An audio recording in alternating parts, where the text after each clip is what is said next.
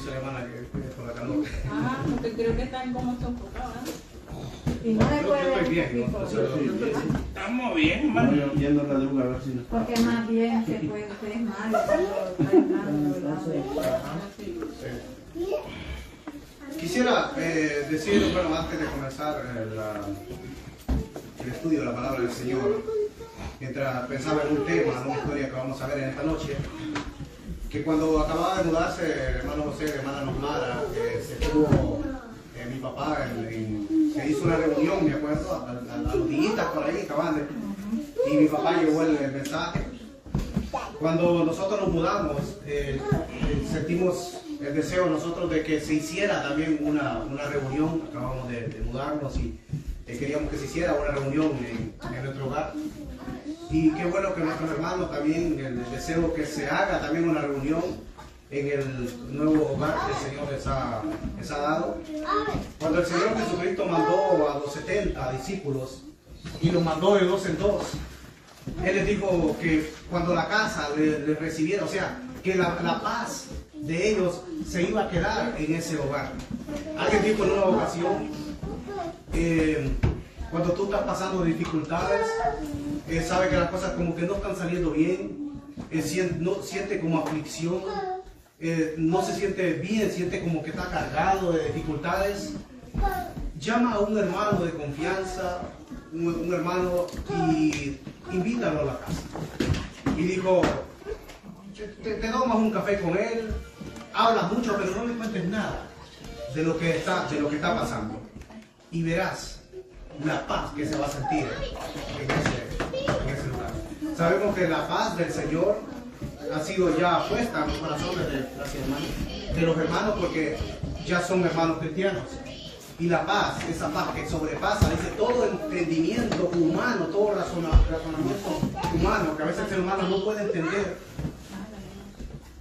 eso solamente lo da nuestro Señor.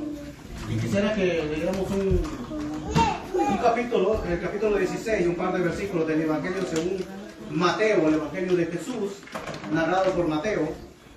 En el capítulo 16, estaba leyendo una historia muy interesante, que el Señor Jesucristo lleva a sus discípulos a un lugar para dar un tremendo mensaje. Mateo capítulo 16, vamos a leer del 13 en adelante, vamos a ir leyendo un poco despacio y vamos a ir desmenuzando estos versículos y vamos a ver qué nos trae el Señor. Sí, Mateo capítulo 16. Porque la palabra del Señor nunca regresa vacía. El Señor siempre tiene algo para hablarnos. Siempre que abrimos las Escrituras, el Señor nos habla a través de su palabra.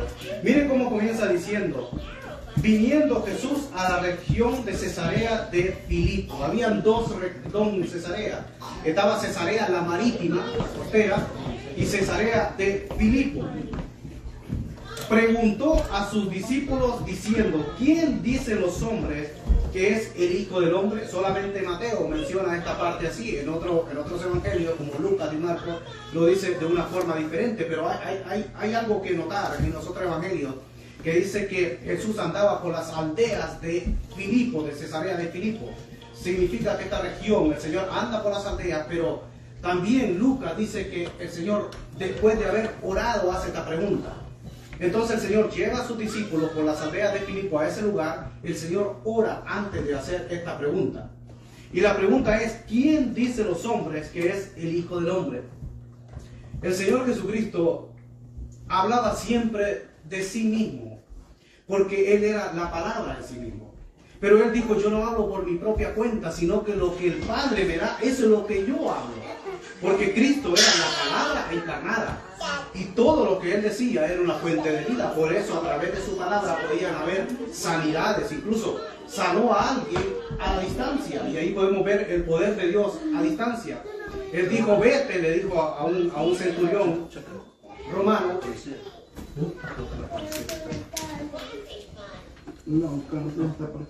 Le dijo: vete a un centurión romano, que tu criado ha sido sanado.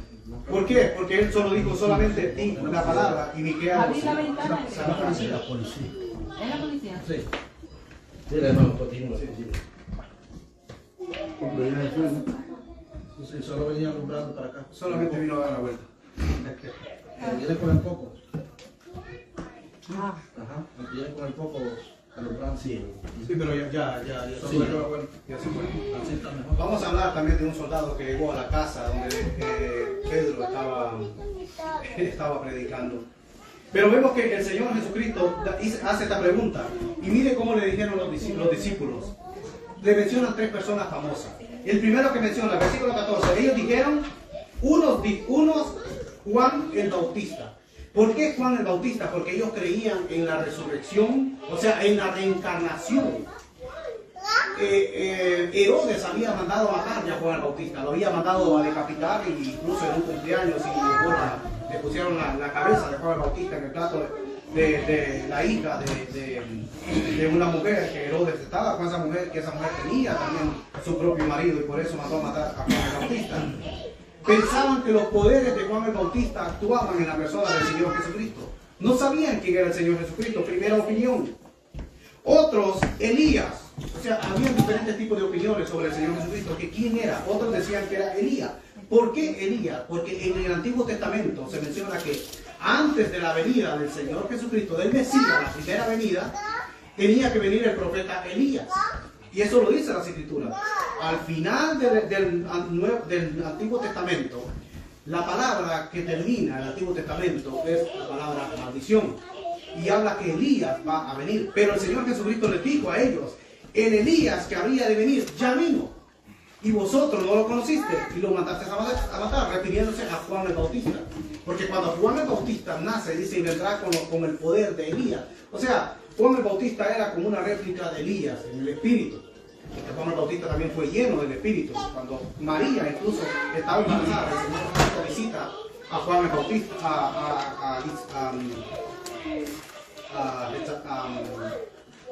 se me fue el nombre de la mamá de Juan el Bautista.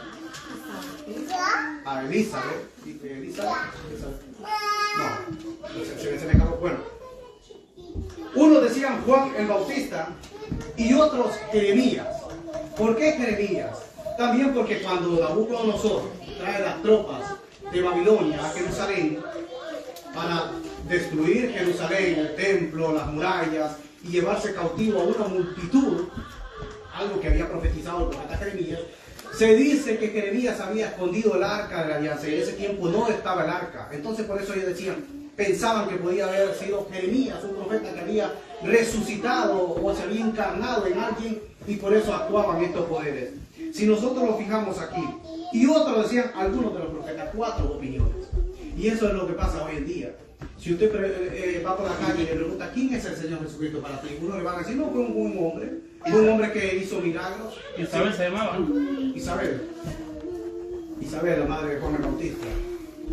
Si le pregunta a un musulmán, le va a decir, no, Jesús era, yo en una ocasión hablé con un musulmán y él me ponía la comparación de Alá, decía que él no había recibido, por ejemplo, traducciones, lo del Corán y todo esto. Y yo le puse la comparación del Señor Jesucristo y Alá. Y vemos que yo le digo, pero ¿por qué Alá aparece 2 o 3 veces nomás en el Corán? Y la persona del Señor Jesucristo aparece muchísimas veces, incluso María aparece más veces en el Corán que el propio Mahoma. Entonces pues hacíamos la comparación y él después terminó diciendo, bueno, en algo tenemos que creer. Porque vio que las cosas que hizo el Señor Jesucristo, hay cosas que incluso aparecen en el libro sagrado que ellos tienen. Entonces, si usted le pregunta a un musulmán, le va a decir, no, fue una persona, pero el último profeta fue Mahoma. Algo totalmente, es una blasfemia contra Dios, porque sabemos que el Señor Jesucristo no solamente fue un profeta, sino que era el bendito Hijo de Dios. Mahoma no resucitó, pero el Señor Jesucristo es el único que resucitó. Incluso Jesucristo resucitó a otras personas, aunque volvieron a morir, pero era una sombra que vivieron, que habrá una segunda resurrección. Incluso los muertos no creyentes van a resucitar, porque van a haber 2 resurrecciones. Al final del milenio van a resucitar también, porque tendrán que dar cuenta también delante del Señor y irán al trono blanco primero y luego al lago de fuego. Pero vemos el verso 15, ya ellos les preguntan qué opinaba la gente. Ya el Señor le pregunta a los discípulos qué opinaba la gente de él. Y luego ya va al círculo más cercano. Y luego le dice, ¿y vosotros? ¿Quién decís que soy yo? Si el Señor Jesucristo se presentara en persona en esta noche y nos preguntara, ¿quién decís que soy yo? A priori, para empezar, a nosotros nos da como que, no, el Señor Jesucristo es el Salvador del mundo, pero eso es mucho más. Hay una profundidad tremenda. ¿Quién es el Señor Jesucristo? Porque si yo pregunto uno por uno, ¿quién es el Señor Jesucristo? Creo que también van a haber diferentes opiniones. Por ejemplo, hermano José, para usted, ¿quién es el Señor Jesucristo? Es el Hijo del Hombre, el Espíritu Santo, el Dios de todos nosotros, el Alfa y el Omega, el principio. Por eso hay diferentes, sí, el Hijo del Hombre, porque esta expresión aparece aquí también cuando esa expresión del Hijo del Hombre para los judíos se está refiriendo al Mesías. Sí, Y por eso en la Biblia aparece el Hijo del Hombre no vino ¿a qué? A ser servido, sino que a servir. Entonces, en la Biblia aparece muchas veces el Hijo del Hombre refiriéndose a la persona del Señor Jesucristo. Por ejemplo, hermano Grego, para usted, ¿quién es el Señor Jesucristo? El Todopoderoso. El Todopoderoso, porque es uno solo, es un solo Dios. Escucha Israel, Jehová tu Dios es uno. Pero dice el Señor Jesucristo, es el mismo ayer, hoy y por los siglos. Entonces, es el mismo, el verbo era el primero, o sea, la palabra del Padre, el mismísimo Señor Jesucristo. En la esencia es un solo Dios, no dioses. Y si pregunta al hermano Nilsson, Pues yo le contesto que el dador de la vida es el dador de la vida. Hay diferentes opiniones, pero todo aglutina a una sola persona. Pero estos le estaban atribuyendo a otro tipo de personas, no al Señor Jesucristo. Respondiendo, dice Simón Pedro dijo, tú eres el Cristo, el Hijo del Dios viviente. La palabra Cristo, aquí si nosotros lo leemos así, tú eres el Cristo, el Hijo del Dios viviente. ¿Por qué el Señor Jesucristo lo felicitó? Le dijo, tú eres dichoso, le dijo, tú eres bienaventurado, que significa dichoso o rico. ¿Por qué el Señor Jesucristo lo felicita? Porque cuando hace esta declaración Pedro, fue una revelación del Padre. Y él dice, tú eres el Cristo. Cuando él dice, tú eres el Cristo, Cristo es la palabra griego, que es la misma Mesías. Le está diciendo, tú eres el enviado. Tú eres aquel que hemos esperado por siglos. Tú eres el cumplimiento incluso de la primer profecía que se dio en Génesis capítulo 3, cuando de la simiente de la mujer iba a nacer alguien que iba a herir en la cabeza a Satanás, y Satanás lo iba a herir en el calcañar. Cuando está diciendo tú eres el Cristo, está reconociendo que Él es el cumplimiento de todo el Antiguo Testamento. Porque en todo el Antiguo Testamento encontramos al Señor Jesucristo que está figurando en todo el Antiguo Testamento. Y cuando le dice, tú eres el Cristo, el Hijo del Dios, un judío no cree hasta el día de hoy que Dios tiene un hijo. Porque para ellos Dios Padre y no hay más. Porque hay un solo Dios. Pero nosotros sí podemos ya entender lo que es el concepto de la Trinidad, que no aparece la palabra también en la Biblia, pero para definir que tenemos un Dios trino, que es uno, pero al mismo tiempo opera en tres. Por ejemplo, el Espíritu Santo es Dios. Jesucristo es Dios porque nadie lo creó. Jesucristo siempre ha existido. Cuando Él hace aquella oración, Él dice, glorifica a tu Hijo con aquella gloria que tuve antes que el mundo fuese. No había sido creado nada cuando el Señor Jesucristo ya existía. El Hijo del Dios viviente. Entonces, cuando dice, le respondió Jesús, bienaventurado eres Simón, hijo de Jonás. Aquí vemos que el padre de Pedro se llamaba Jonás, porque no te lo reveló carne ni sangre. Esto no te lo reveló tu padre, tu madre, tu abuela, tu abuelo, tu familia, sino que esta es una revelación. Dice, sino mi Padre que está en los cielos. Y yo también te digo, aquí hay como un jueguito de palabras que a veces confunden esta palabra. Si vemos la estatua del apóstol Pedro, que hace una estatua, por ejemplo, en la iglesia católica, que hacen diferentes estatuas, usted siempre lo va a ver con un bastón y unas llaves. Porque supuestamente Pedro es el primer papa, que es totalmente rotundo, esto es rotundamente falso. Dice, y yo también te digo que tú eres Pedro, y sobre esta roca edificaré mi iglesia. Jesucristo no edificó la iglesia en un hombre. Sobre esta declaración, como tú acabas de decir, que yo soy el Cristo, sobre esa declaración, el Cristo voy a edificar mi iglesia. Sobre esta roca, sobre la declaración que había dicho Pedro, que Él, que el Señor Jesucristo, era el Cristo, edificaré Mi iglesia la va edificando, cuando hablaba la vez pasada, que cuando Dios hizo la creación, porque Dios tiene un poder creativo y edificativo, cuando Él dijo, sea esto, fue hecho al instante. Pero algo curioso que la iglesia no es algo al instante, sino que es algo progresivo, que poco a poco lo va edificando, porque claro, nosotros seremos totalmente y completamente perfectos. En Él somos completos porque estamos en Él, en el Señor Jesucristo. Pero tenemos que pelear todos los días, tenemos que luchar todos los días, pero estaremos completamente, o sea, perfectos hasta que estemos en el cielo. Por eso nosotros necesitamos andamos en esta vida por fe. Y necesitamos la palabra del Señor, necesitamos alimentarnos para no entristecer el mismo Espíritu Santo que Dios ha puesto en nuestros corazones. Y luego dice, y las puertas del Hades no prevalecerán contra la iglesia. Hades es una palabra griego que significa, que hace referencia a infierno. Es la misma palabra que aparece en el Antiguo Testamento, el Seol. Seol es palabra hebrea, Hades es palabra griega, que significa lugar de los muertos o infierno. Pero aquí, cuando dice Hades también, David dijo, no dejarás mi alma en el Hades, ni permitirás que tu santo sea corrupción. Entonces, ¿cómo cuadra todo esto? El Hades estaba dividido en dos secciones. Una era el lugar de tormento y la otra era el seno de Abraham o el paraíso, donde iban los muertos que morían creyendo en el Señor Jesucristo al seno de Abraham, y los muertos y los incrédulos iban al lugar de tormento. Ahí tenemos también una historia del rico y Lázaro. Cuando el Señor Jesucristo muere, dice que bajó a las partes más profundas de la tierra y predicó a espíritus encarcelados, a aquellos que encarcelaron en los tiempos de Noé, que demonios fueron aprisionados y están, dice, reservados para el día del juicio, están encadenados. Unos demonios tremendamente poderosos, pero están encadenados. Cuando el Señor Jesucristo dice que baja, lleva cautiva la cautividad. Él, lo que estaba cautivo, Él lo lleva, porque claro, baja al seno de Abraham, porque el Hades estaba dividido en dos. Y Él dice, las puertas del infierno no pueden prevalecer contra la iglesia. La iglesia es indestructible. La iglesia, el enemigo ha tratado de destruir la iglesia, pero es imposible, porque la iglesia es la representación de Cristo en esta tierra, porque nosotros somos el cuerpo de Cristo. Y luego le dice, y a ti te daré las llaves del reino de los cielos, y todo lo que ates en la tierra será atado en los cielos, y todo lo que desates en la tierra será desatado en los cielos. ¿Qué significa atar o desatar? Lo que el Señor le está diciendo acá es, todo lo que permitas en la tierra, para entenderlo mejor, permitir o no permitir, todo lo que permitas en la tierra será permitido en el cielo, y todo lo que tú no permitas aquí en la tierra no será permitido en los cielos. ¿Qué es lo que le está diciendo? Le está profetizando qué tipo de ministerio iba a tener el apóstol Pedro. Porque nosotros podemos, si no le hablamos a nadie, podemos detener que esa persona pues nunca se arrepiente porque no le hablamos.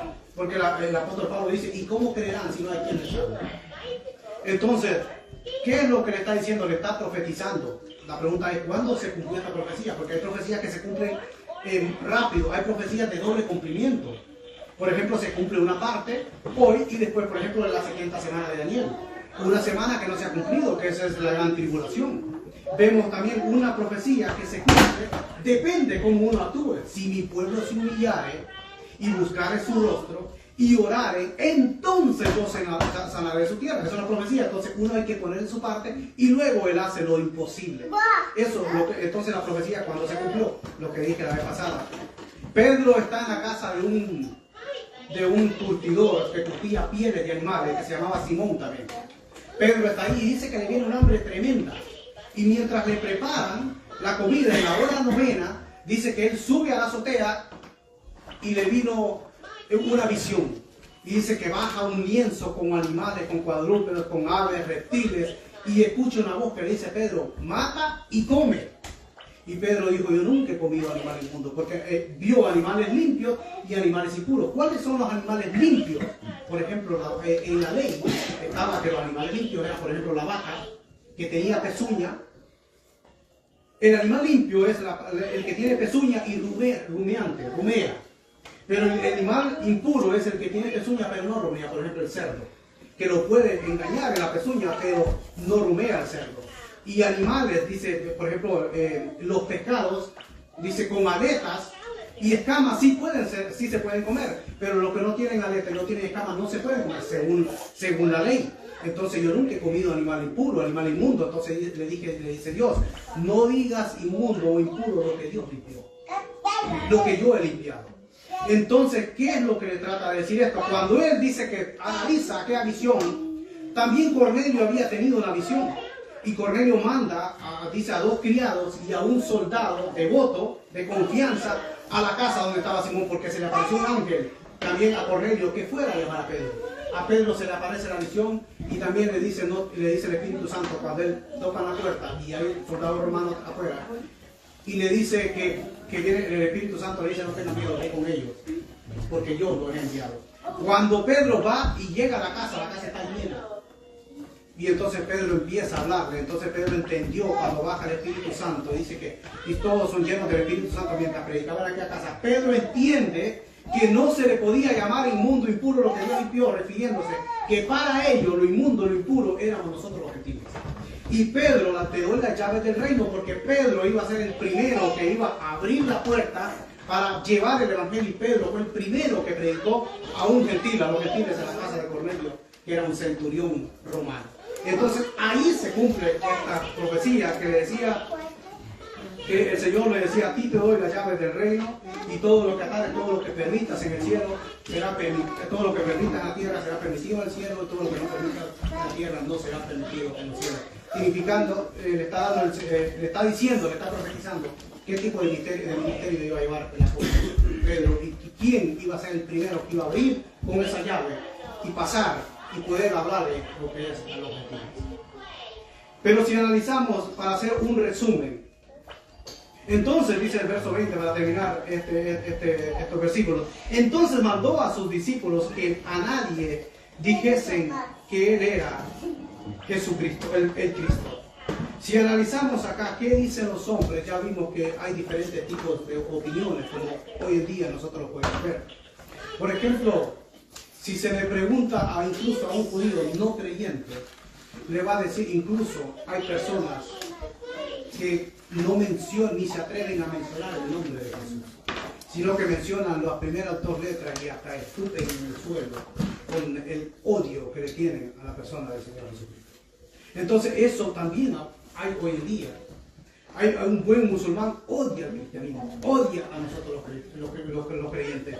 Pero quisiera que pensáramos en estas palabras. Y vosotros, ¿quién decís que soy yo? Que cada uno de nosotros meditemos en esta noche. Y si hay alguien que todavía no se ha reconciliado con el Señor Jesucristo, que medite quién es el Señor Jesucristo. El Señor Jesucristo es el verbo hecho carne. El Señor Jesucristo es el alfa y el omega, como quieren decir, el principio y el fin. El Señor Jesucristo es Dios. El Señor Jesucristo es el único camino para llegar al Padre. Porque Él lo dijo, yo soy el camino, categóricamente. O sea, no hay otro camino, no hay que buscar otro camino. Sino que Él dijo, yo soy el camino. Yo soy la verdad, no una verdad. Porque cuando Dios dio la ley, o sea, Dios la verdad no la dio de un solo golpe, sino que fue progresivamente. Por ejemplo, cuando dio la ley, dio 613 verdades. Y la verdad iba progresivamente, pero cuando llega un momento que la verdad se encarna, y por eso que el Señor Jesucristo dice, yo soy la verdad, yo soy la vida, porque no hay vida fuera de Él. En el único que nosotros podemos encontrar la vida, y una vida en abundancia, y vida eterna, es en el Señor Jesucristo. Por eso dijo, el diablo ha venido a matar, porque eso es lo que quiere el enemigo, matar, robar, destruir, y lo primero que apunta el enemigo es a las familias. Destruir las familias, porque claro, la familia es algo sagrado. La familia, Dios creó la familia. Y eso es lo que el enemigo viene a querer destruir la familia, a querer reventar los hogares. Pero Él dijo, yo he venido a dar vida, y para que la tengan en abundancia. A veces nosotros podemos confundir una relación con el Señor con religión. Y una vez, no hace mucho, unos empezaron a discutir un portugués y un italiano, empezaron con malas palabras y no decían nada, y todo era malas palabras. Entonces ya después viene otro y le dice, mira, no hablen tanto así porque aquí hay uno extremadamente religioso, que era a mi persona. Entonces yo le digo, yo no soy ningún religioso. No, pero tú tienes tu religión. Bueno, es que cuando lo vemos de un punto de vista, que la Biblia dice que las cosas naturales, o sea, las cosas naturales pues es algo natural, pero las cosas espirituales tienen que ser discernidas por el Espíritu Santo. Nadie puede vivir una vida cristiana sin ser cristiano, porque es imposible. Yo siempre digo, yo no soy ningún religioso. Yo no le he entregado la vida a un hombre, a una religión, sino que uno le entrega la vida al Señor Jesucristo. Porque nosotros fallamos, pero el Señor Jesucristo nunca le va a fallar. Él dijo, aunque tu padre y tu madre te abandonen, yo nunca te voy a abandonar. O sea, y uno dice que es posible que un padre y una madre abandonen a sus propios hijos. Lo vemos a cada rato. A cada rato, incluso niños que todavía no han nacido, pero ya son seres humanos, ya son seres humanos que están en el vientre de su madre. Sus propias madres matan a sus hijos, abortando en el momento de la concepción, abortando. Están matando a sus propios hijos. Pero que dice el Señor Jesucristo, aunque tu padre y tu madre te abandonen, yo nunca te abandonaré. Porque el único fiel dice que si nosotros fuésemos infieles, Él dice que es fiel, Él permanece porque Él no puede negarse a sí mismo. Entonces, si nosotros queremos tener al mejor amigo, al mejor maestro, al mejor padre, al Dios Todopoderoso que esté de nuestra parte, necesitamos establecer esa relación con Él. ¿Quién dicen los hombres que es el Hijo del Hombre? ¿Quién decimos nosotros que es el Señor Jesucristo? El cumplimiento de más de 150 profecías. El Señor Jesucristo no solamente nos dejó su palabra, sino que Él dijo, y vendremos a Él y haremos morada en Él. Porque Él mora dentro de nosotros. Él ha sido el invitado especial en esta noche. No hemos sido nosotros, sino que el Señor Jesucristo. Porque de nada sirve si hay un grupo de personas, pero no está el Señor Jesucristo. ¿A quién le cantamos? ¿A quién adoramos? Cuando nosotros abrimos la palabra, es Dios mismo que nos habla a través de su palabra. Nosotros somos siervos inútiles. Por la misericordia del Señor, nosotros estamos de pie. Por la misericordia del Señor, nosotros respiramos. Todo se lo debemos al Señor. Por eso ustedes me van a escuchar en muchas ocasiones yo repetir lo mismo. Que la gloria siempre es para el Señor. Nosotros debemos de menguar día tras día. Cuando nosotros menguamos, Cristo crece. Pero cuando nosotros enaltecemos, hacemos más pequeño a Cristo. En estas fiestas de Navidad, todo el mundo celebra Navidad. Y la pregunta es, ¿pero qué está celebrando si no cree en el Señor Jesucristo? El Señor Jesucristo, ¿qué significa Navidad? Significa nacimiento. Dice, no, el Señor, o también un compañero de trabajo, me decía a mí esta semana, me decía, el Señor Jesucristo, pero este es un blasfemo, este es un ateo, pero menciona al Señor Jesucristo. No, Navidad. Jesucristo dice, nació el 25 de diciembre. Pero ¿cómo tú lo puedes comprobar que Jesucristo nació el 25 de diciembre? En la Biblia lo dice. ¿Pero qué este Señor eso? Yo nunca encontraba en la Biblia que el Señor Jesucristo nació el 25 de diciembre. No sabemos cuándo nació. Ahora bien, ¿tiene algo de malo celebrar un día? Pues yo no le hallo ningún pecado. Porque sabemos que nació. No sabemos cuándo, da igual cuándo nació, no importa qué fecha nació. Pero sabemos que nació. Sabemos que Él tuvo que venir a este mundo. Porque no había otra forma de poder salvar la raza humana. Sino que Dios mismo escoge un vientre, un estuche. Para muchos que dicen, no, María hay que rezarle a María.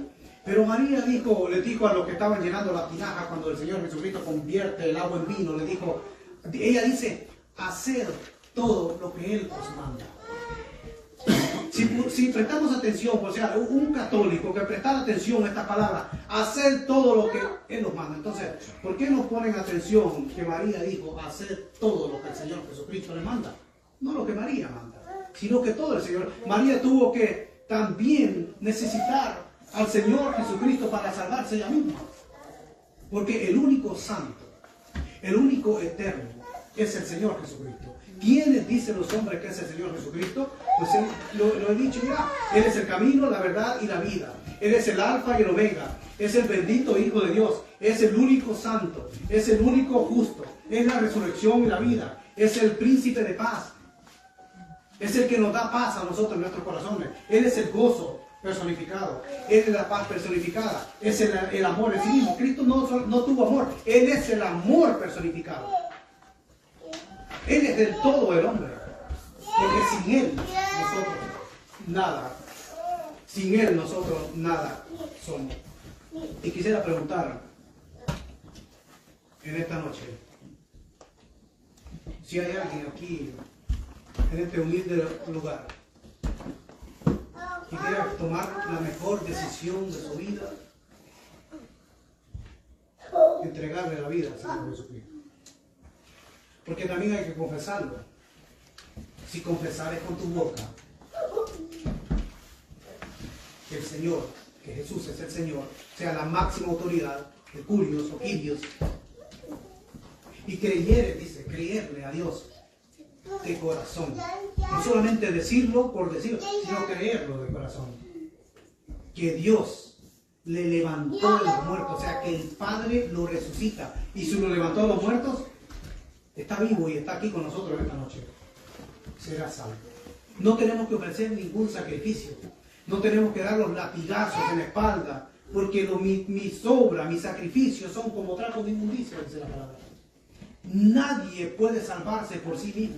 Porque yo soy bueno, el único bueno es Él. Porque yo soy justo, el único justo es Él. Porque yo soy santo, así, el único santo es Él. A través de Él es que nosotros podemos ser justificados, declarados justos, como si nunca hubiéramos pecado. Pero alguien puede decir, pero es que lo que pasa es que si yo acepto al Señor Jesucristo, ¿qué van a decir los demás? No se preocupen qué van a decir los demás.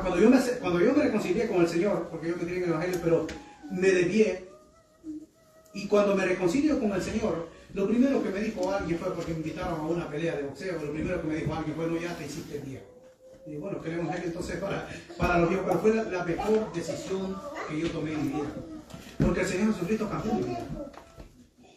Yo estoy parado acá, cuando antes pues no usaba ni Biblia ni nada, tenía pena y pues no hablaba de nada, porque si no hablamos de la palabra, pero yo estoy parado acá, porque el Señor es que ha transformado mi vida, porque Él ha cambiado mi vida.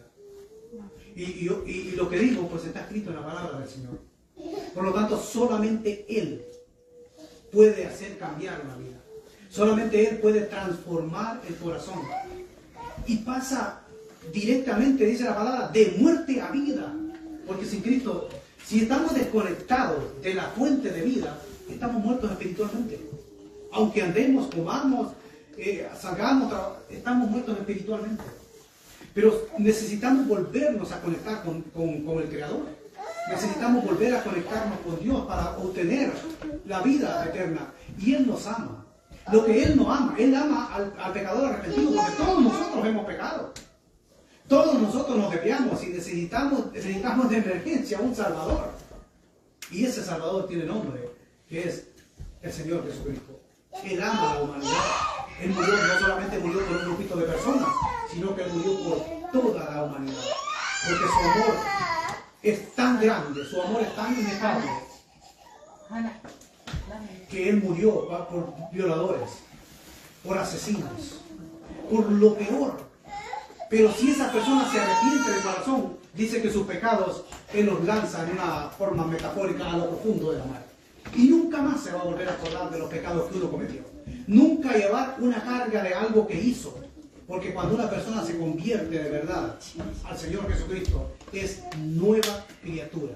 Las cosas viejas pasaron, dice la palabra, y aquí todas son hechas nuevas. Todas, no que Él va a hacer nuevo algo, unas cosas y algo otras, no. Todo es hecho nuevo. Y quisiera preguntar a alguien esta noche que quiera entregar su vida al Señor Jesucristo o reconciliarse con el Señor Jesucristo y ir en serio con el Señor. Solamente puede levantar su mano y confesarlo. Porque el que le confiesa, dice la palabra, en esta tierra pues yo le confesaré delante del Padre. Miren qué bonito será. Yo morí por Él, yo pagué la deuda, por lo tanto Él es hijo mío. Mi sangre lo ha limpiado. Yo he pagado por Él, por algo que nosotros nunca podemos pagar, sino que solamente el Señor Jesucristo. ¿Hay alguien en esta noche que quiera entregar su vida al Señor Jesucristo, quiera reconciliarse? Yo le invito en el nombre del Señor y será la mejor decisión de su vida. Y si no lo hay, para terminar me gustaría que hiciéramos unas 2 o 3 oraciones por este lugar que Dios les ha provisto a nuestros hermanos. Siempre hay ataques,